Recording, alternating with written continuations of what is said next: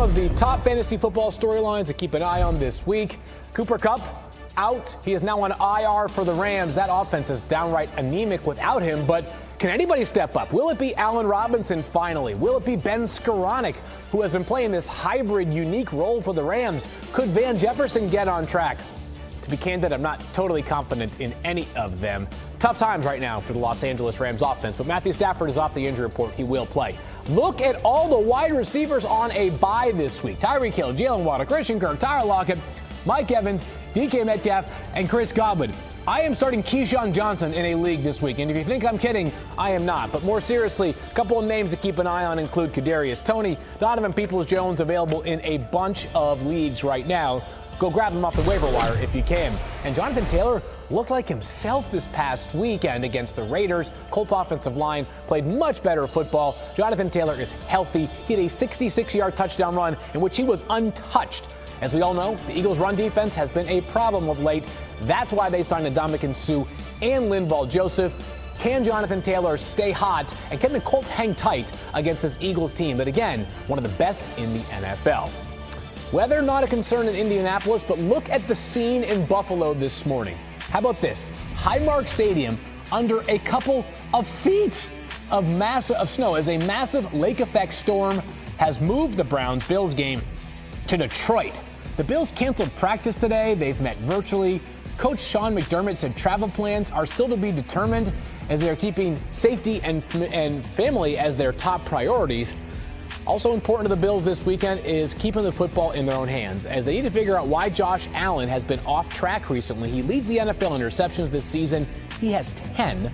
6 of those picks have come on off-target throws, meaning Allen either under or overthrew his receiver. 3 of them have come in the red zone, which is also tied for most in the league.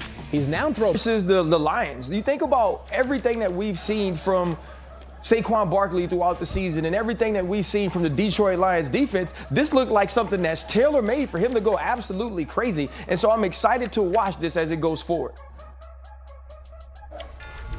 Yeah, RC, I'm going to stay on the ground as well, but I want to see what this Panthers defense can do with this Ravens run game. And it's not about power. It's about eye discipline. It's about making sure that you're taking care of all points of contact. You got to be stout in the center of the line of scrimmage, but you also got to have edges taken care of. And on top of that, getting Lamar Jackson on the ground. So this front seven is going to have their hands full from a technique, a priority standpoint, and then the physicality at the line of scrimmage.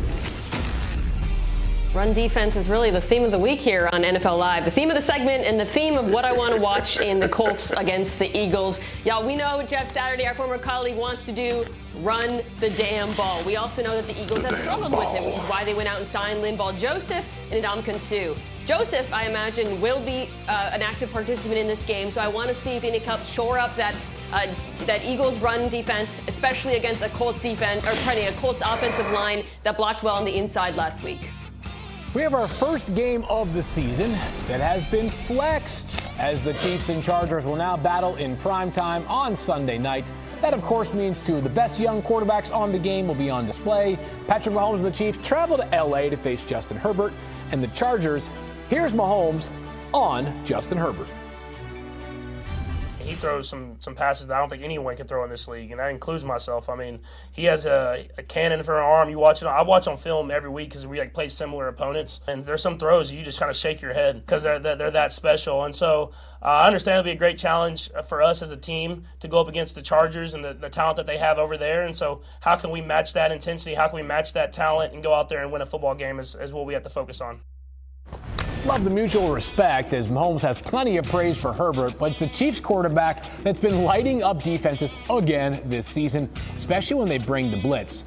Mahomes ranks top 5 in QBR and first down rate when teams send extra pass rushers, and has thrown a league-high 11 touchdowns without a single pick against the blitz in 2022. That's something we could have taken advantage of again on Sunday night, as the Chargers defense has the 9th highest blitz percentage rate in the NFL this season. All right, Swaggy, let's talk about how the Chargers, who I thought had a masterful game plan last Sunday night against the 49ers, can face off and maybe find a way to slow down a little bit Patrick Mahomes.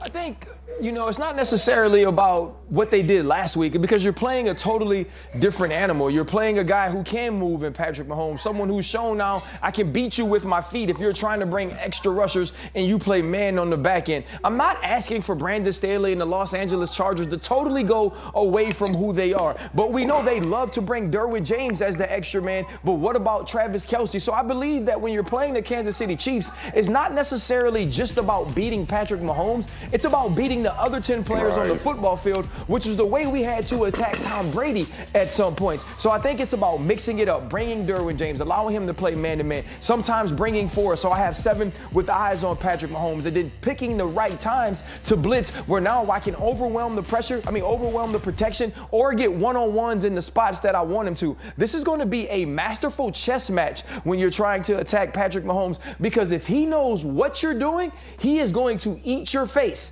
And I think everybody in the NFL understands that now, and you also can't pinpoint where they're going with the ball. So this is going to have to take some work in setting up, but also in executing if you want to beat a Patrick Mahomes that is playing at the top of his game. Well, Justin Herbert may have some reinforcements on the way, as Keenan Allen and Mike Williams both participated in practice fully on Friday. They're both listed as questionable to play. Brandon Staley calling Keenan Allen a game-time decision. Meanwhile, Mike Williams told our Lindsay Theory his ankle is 200%. Make of that what you will, but perhaps we'll have at least one of them on the field on Sunday night. Mina, how critical is it having these two difference-making wide receivers? It's massive. I'll throw in another name, by the way. Trey Pipkins, who's starting right tackle, might return for this game. That's something to keep an eye on, because last week against San Francisco, as you said, I loved what they did on defense with LA. I thought the game plan was brilliant, but on offense, they simply couldn't do anything. And it's really hard to call an offense when you're down to your backup tackles and your backup wide receivers. But I still felt, even with that said, they were a little bit too conservative. You know, the second half on early downs, the Chargers averaged 2.3 yards per play. It's one thing to say, well, we want to run the ball because we can't protect our quarterback, but ultimately what you're doing is you're just putting your quarterback in thirds and longs. So my hope is, with the return of one or both of these wide receivers, Joe Lombardi, their offensive coordinator, calls this game a little bit more aggressively, because you got to be aggressive if you want to go up against Kansas City.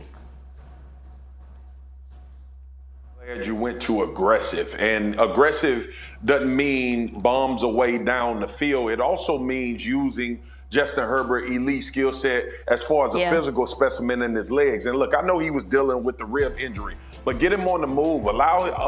Put some nuance into the way that Justin Herbert plays the game. Give him different launch points. And if he sees man-to-man coverage, tell him, hey, Justin, take off, man. Go get us 10, 15 yards on some of these critical situations that you'll be in. The dude is fast. We talk about his arm and we go crazy and we lament about it, as we should, because it is a howitzer on the side of his right shoulder. But ultimately, he's a super athlete as well. And I think that gets lost with the way that this offense is called at times, Mina, to your point, as far as being conservative. Yes, getting Keenan Allen is back. Getting him back potentially is great. Yes, getting Mike Williams back is great. But ultimately, you don't own the full totality of this offense. And you are not as explosive, Joe Lombardi, the offensive coordinator for the Los Angeles Chargers, if you don't involve Justin Herbert's legs. So somehow, some way, I hope they start to utilize that, which can make this offense as unguardable as anybody else in the NFL.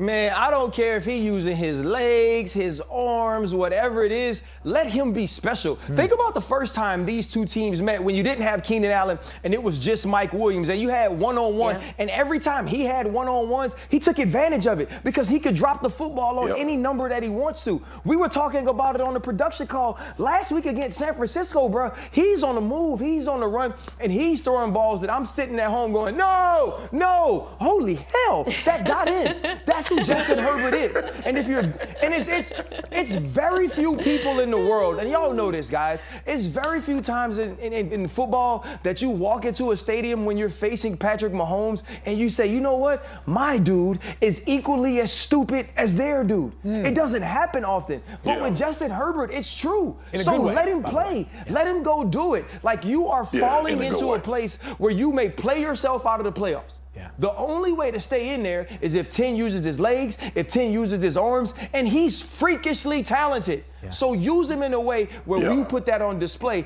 playing the other freakishly talented dude on the opposite sideline. Yeah, I got to make sure the masses out there because, I'm sort of the dummy that thought stupid meant bad. No, stupid means good in this context there. Stupid is in like stupid good, Justin Herbert. Hey, by the way, the Chiefs, no Juju Smith-Schuster on Sunday night.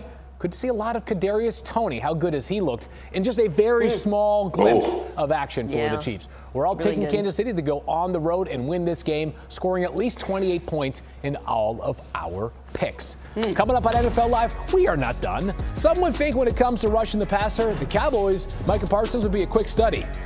But could the crash course in how to actually slow him down? RC will explain that. You're watching NFL Live